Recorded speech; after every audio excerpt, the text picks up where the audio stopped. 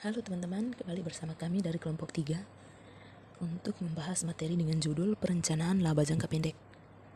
Sebelum memulai membahas materi, terlebih dahulu saya akan memperkenalkan anggota kelompok. Saya sendiri, Cornelia Cembes, sebagai moderator. Ada pemateri pertama, Marcelina Flamita Ambot akan membahas materi tentang definisi laba jangka pendek. Pemateri kedua, Yohanes Brian Cahabut, akan membahas materi tentang jenis laba. Pemateri ketiga, Maria Nail, akan membahas materi tentang parameter penyusun anggaran. Dan pemateri terakhir, Skolastika Dewi, akan membahas materi tentang contoh soal dengan menggunakan parameter penyusun anggaran.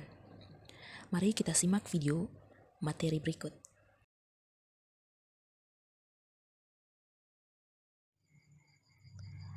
Kajian teori perencanaan laba jangka pendek. Yang pertama, definisi laba jangka pendek, jenis laba, parameter penyusunan anggaran. Yang pertama itu, definisi laba.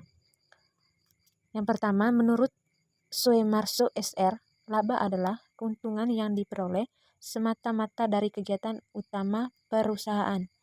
Yang berikut, menurut Henry Sumamora, laba merupakan ukuran seberapa baik kinerja sebuah perusahaan. Yang berikut, laba merupakan penghasilan yang diterima dari kegiatan perusahaan sebagai ukuran kinerja sebuah perusahaan. Teman-teman, selamat malam semuanya. Di sini saya akan melanjutkan slide yang ketiga, lebih tepatnya slide keempat, yaitu mengenai jenis laba. Yang pertama adalah laba bersih, sama dengan keuntungan atau profit. Laba bersih adalah sisa dari pendapatan yang dikurangi beban atau biaya lainnya. Laba bersih sama dengan laba kotor atau beban usaha. Laba kotor adalah penghasil kotor penjualan yang merupakan selisih dari harga pokok penjualan dan penjualan bersih. Laba jangka pendek adalah penghasil yang diterima dari kegiatan perusahaan sebagai ukuran kinerja sebuah perusahaan dalam periode tertentu. Perencanaan laba jangka pendek adalah aktivitas yang dilakukan oleh manajemen dalam proses penyusunan anggaran perusahaan. Perencanaan laba jangka pendek perlu dilakukan sebagai bagian dari proses penyusunan anggaran perusahaan. Yang berikut, dalam perencanaan laba jangka pendek, hal yang diperhatikan dari berbagai urusan berakibat pada yang pertama adalah harga jual. Harga jual merupakan biasanya harga yang dibebankan kepada pelanggan untuk mendapatkan barang atau jasa. Harga jual sendiri adalah sudah mencakup HPP, biaya non-produksi dan keuntungan yang diharapkan. Yang kedua adalah volume penjualan. Volume penjualan adalah ukuran yang menunjukkan banyaknya atau besarnya jumlah barang atau jasa yang terjual. Menurut Swasta dan Irawan 2005, ada beberapa faktor yang mempengaruhi volume penjualan itu. Yang pertama adalah kondisi dan kemampuan pasar. Yang berikut adalah biaya variabel. Biaya variabel adalah biaya perusahaan yang bisa berubah secara proporsional tergantung produksi yang dikeluarkan. Biaya variabel bisa naik atau turun tergantung pada volume produksi perusahaan. Biasanya variabel akan naik saat produksi meningkat dan turun saat produksi juga menurun. Tidak seperti biaya tetap yang sifatnya tidak tergantung dengan proses produksi. Contoh biaya variabel adalah bahan langsung, bahan yang berhubungan dengan proses produksi langsung atau yang bisa disebut sebagai bahan baku. Bahan langsung bisa berubah sesuai dengan jumlah produk yang telah. Sebuah contoh dari metode kontribusi margin per unit. Dan metode impas yang ketiga yaitu kontribusi margin ratio. Kontribusi margin ratio yaitu presentasi perbedaan dalam penjualan perusahaan dan biaya variabel. Biaya variabel itu biasanya dikurangi dari penjualan untuk mengisolasi laba dan biaya tetap. Perbedaan dalam penjualan perusahaan dan biaya variabel ini saya ambil contoh. Sebuah perusahaan membuat sebuah produk. Misalnya dalam pembuatan produknya itu biaya yang dikeluarkan untuk membuat sebuah produk tersebut itu misalnya saya ambil contoh 15.000 misalnya. Untuk memperoleh keuntungan dari sebuah produk tersebut, perusahaan menjual produk tersebut dengan harga jualnya misalnya 25.000. Untuk biaya variabelnya tadi 15.000. Untuk biaya pengeluaran untuk pembuatan produk tersebut atau yang disebut biaya variabel itu tadi 15.000. Jadi keuntungan yang diperoleh perusahaan tersebut 10.000. Jadi presentasi perbedaan dalam penjualan perusahaan dan biaya variabel tersebut yang menjadi perbedaannya tadi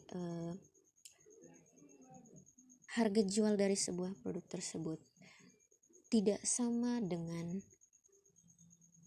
harga pengeluaran untuk biaya pembelian variabel pembuatan sebuah produk tersebut.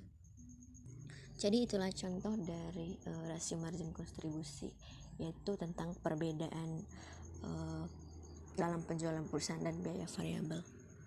Dan metode titik impas yang berikutnya itu yang terakhir, pendekatan grafik. Metode pendekatan grafik ini yaitu di mana metode yang digunakan untuk menentukan juga mempermudahkan sebuah pemilik perusahaan itu menentukan volume penjualan produk. Contohnya dalam sebuah perusahaan dengan menggunakan metode pendekatan grafik, jadi seorang pengusaha itu bisa dengan mudah contohnya untuk memprediksi volume penjualan pada tahun ini tuh berapa, dan peluang penjualan untuk tahun yang berikutnya itu bagaimana. Jadi seorang pengusaha itu bisa dengan mudah contohnya untuk memprediksi volume penjualan pada tahun ini tuh berapa, dan peluang penjualan untuk tahun yang berikutnya itu bagaimana. Yang berikutnya itu menentukan break even point. Menurut Salman and Farid. Baik, perkenalkan saya Skolastika Dewi, sekaligus sebagai pemateri terakhir dalam presentasi kali ini. Di sini saya akan menjelaskan contoh bagaimana menentukan break even point dan juga margin of safety. Suatu usaha menunjukkan hasil penjualan tahun 2016 dan 2017. Di tahun 2016, pendapatan dari hasil penjualan mencapai 2.100.615.000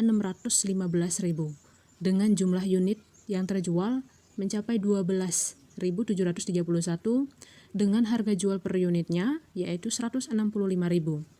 Dan tahun 2017 adalah 2.378.130.000 dengan jumlah unit terjual yaitu 13.989 dan harga jual per unit 170.000.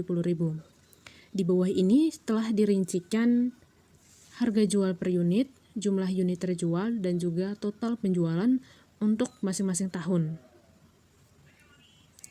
Lalu pada tabel ini ditunjukkan jenis biaya yang digunakan untuk bisa menentukan break even point, yaitu ada biaya tetap dan juga biaya variabel. Lalu untuk menentukan break even point atau titik balik modal, yaitu ada dua, yaitu break even point atas dasar rupiah dan break even point atas dasar unit. Lalu dari kedua break even point ini, untuk atas dasar rupiah, rumusnya yaitu biaya tetap per 1 dikurangi biaya variabel per penjualan. Lalu dari rumus tersebut kita tinggal memasukkan biaya tetapnya berapa, lalu biaya variabel berapa, dan biaya penjualannya itu berapa. Sehingga diperoleh biaya tetapnya yaitu 260.187.212 per 1 dikurangi biaya variabel yaitu 635.711.213 per penjualan yaitu 2.100.615.000 sehingga diperoleh break even point atas dasar rupiah mencapai 384.570.021 rupiah.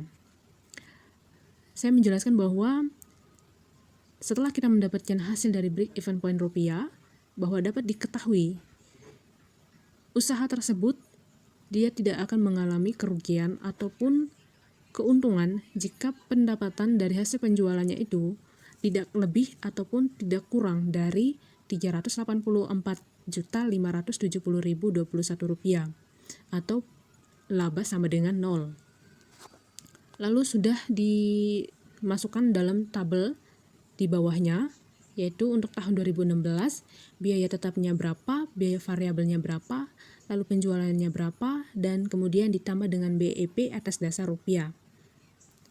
Berikutnya adalah break even point atas dasar unit untuk tahun 2016. Untuk break even point atas dasar unit memiliki rumus yaitu biaya tetap per harga per unit dikurangi biaya variabel.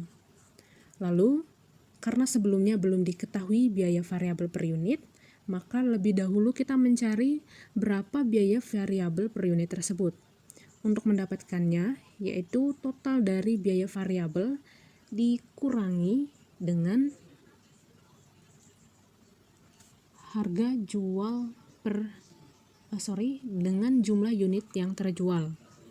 Lalu kita memasukkan biaya tetapnya yaitu 635.711.213 dibagi dengan 12.731 sehingga biaya variabel per unitnya yaitu 49.934. Lalu setelah itu kita memasukkannya ke dalam rumus break even point atas dasar unit sehingga diperoleh unitnya yaitu 2.330 unit. Ini artinya bahwa titik impas dari usaha tersebut yaitu jika dapat menjual sebanyak 2.330 unit. Lalu jika usaha tersebut penjualannya kurang dari 2.330, maka dapat dinyatakan bahwa usaha tersebut mengalami kerugian. Sedangkan jika lebih dari 2.330 unit, dapat dikatakan bahwa usaha tersebut telah mendapatkan keuntungan. Tetapi jika tidak kurang ataupun tidak lebih dari 2.330 unit, itu disebut dengan titik impas atau labanya sama dengan 0. Lalu telah dirincikan pada tabel di bawahnya. Untuk tahun 2016 biaya tetapnya telah yaitu 268.187.212. Biaya variabelnya per unit yaitu 49.934. Sedangkan harga per unit yaitu 165.000. Dan dari rumus di atas kita telah mendapatkan break even point untuk dasar unit yaitu 2.330. Yang terakhir yaitu margin of safety atau MOS. MOS memiliki rumus total penjualan dikurangi penjualan pada titik BEP atau break even point. Penjualan dari tabel sebelumnya diketahui bahwa total penjualan yaitu 2.100.615.000. Lalu penjualan pada titik BEP atas dasar rupiah yaitu 384.570.021 rupiah, sehingga diperoleh margin of safety yaitu 1.716.044.979 rupiah. Lalu telah dirincikan pada tabel di bawah ini yaitu pada tahun 2016 penjualan 2.100.615.000 memiliki penjualan BEP atau break even point-nya yaitu 384.570.021 rupiah dan memiliki margin of safety atau MOS yaitu 716.943